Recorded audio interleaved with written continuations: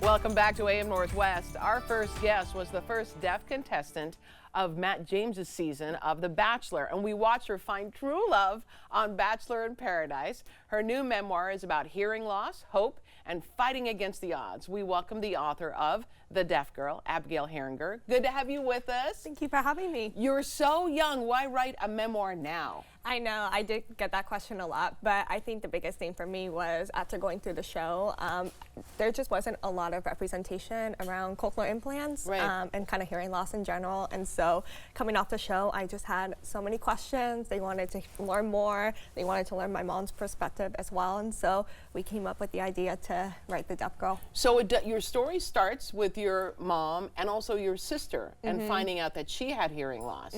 So tell me about talking about that. How was it hard to go back and kind of relive those days? Was it hard for your...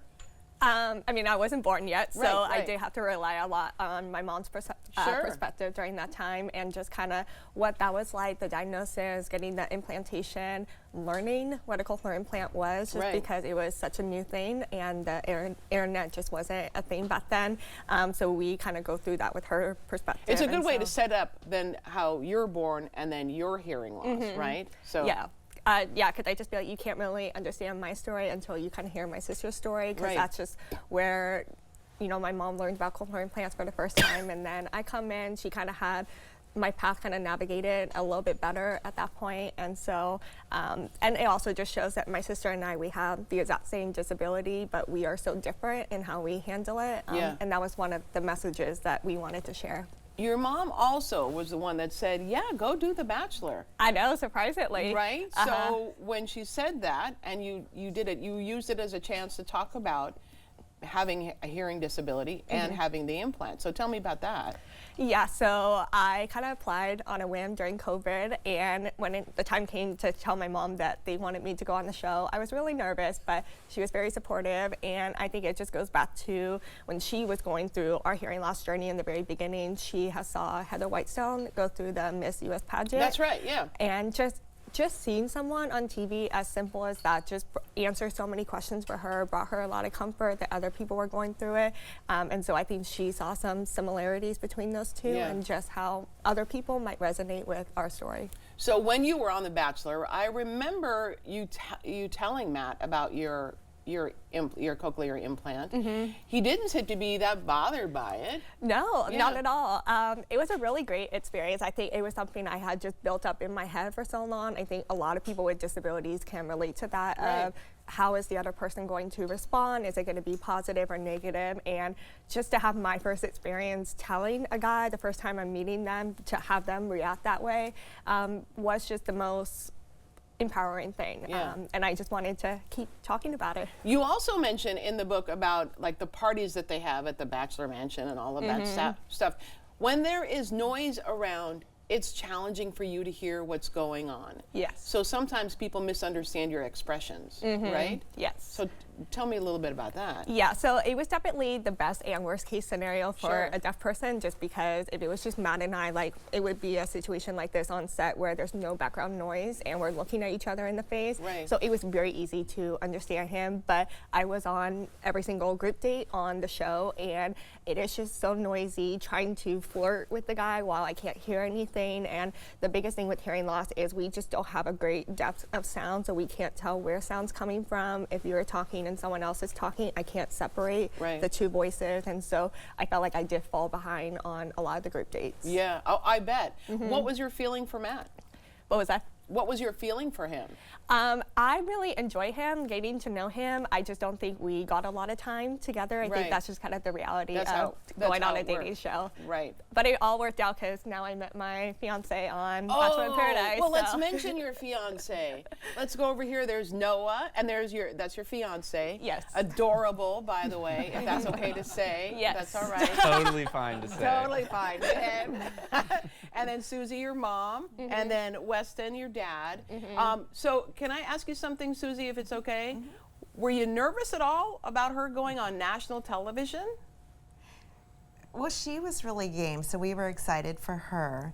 We just told her not to to come home before hometowns. So if she was involved, it was great, but we didn't want to be. Yeah, you didn't want to deal with any of that. No. Weston, how did you feel about the possibility of a hometown date?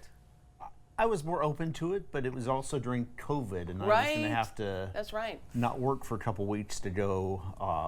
Because you have to quarantine To during quarantine for COVID. that. Oh, that's right. Yeah. That's that, right. That was going to be problematic with work, but Yeah.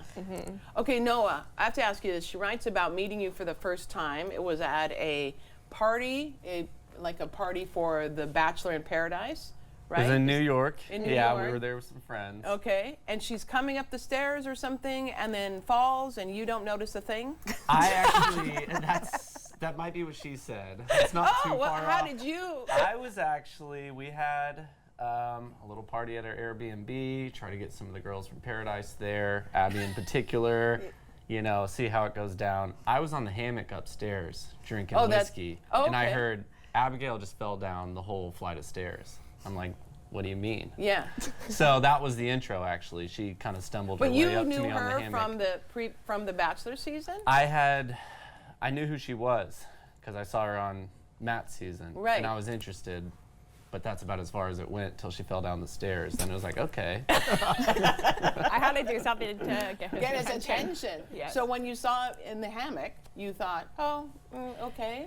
So actually at that time, I was not doing Paradise. Right. I think just coming off the main show, I felt like that was enough for me. I was one and done, and just kind of figuring out how much I wanted to talk about my disability as well. And then, you know, obviously meeting some of the guys, they were very nice, very attractive, and so they called me again and said, would you be open to coming on? And I really only had one person in mind at that point, and I said, you know what, I don't want to live with a big what if, so let's do it. So I quit my job. And Because you knew you liked him. yes. Right. Well, I knew he was attractive, but him and I would say we had Just a good, spill it out. Just tell him. Tell him. He's not here. Pretend he's not here.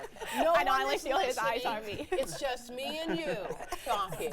So I would say the first time I met him, I was impressed with him because I watched him on Tayshia's season, but I Okay. think I was still in that mindset of, you know, he's the bad boy on Tayshia's season. Oh. I don't know, you know, what his intentions are, whatnot. I didn't get to have I fell down the stairs, so I was mortified that night. So I think I was just very wrapped up in that. And then it wasn't until Paradise that we actually were able to sit down and have a conversation. Right. And then that's when I realized, okay, you know, he's funny, he's witty, Yeah. he's very nice. And then You grew up for some part in Eugene and then lived mostly in Salem, lived in Portland for a while.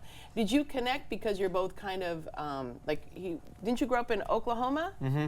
Yeah, so I kind of feel like that's kind of like the style of, they're both a little bit the same, right? yeah, so I mean- would say we actually really connected because we had a lot in common, just kind of family values and whatnot. But I really also just appreciated how he came in and he knew that I was deaf, but he never really made that the thing Right. on the first conversation. I could just tell he really wanted to get to know me for me. Right. And that was just very refreshing in that environment. We got to get to the engagement.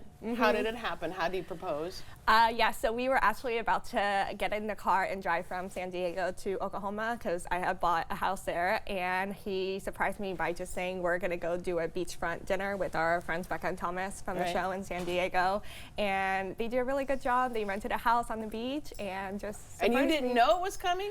I knew that we were gonna be getting engaged because I helped pick out the ring, but I thought it was gonna happen in Oklahoma. Right.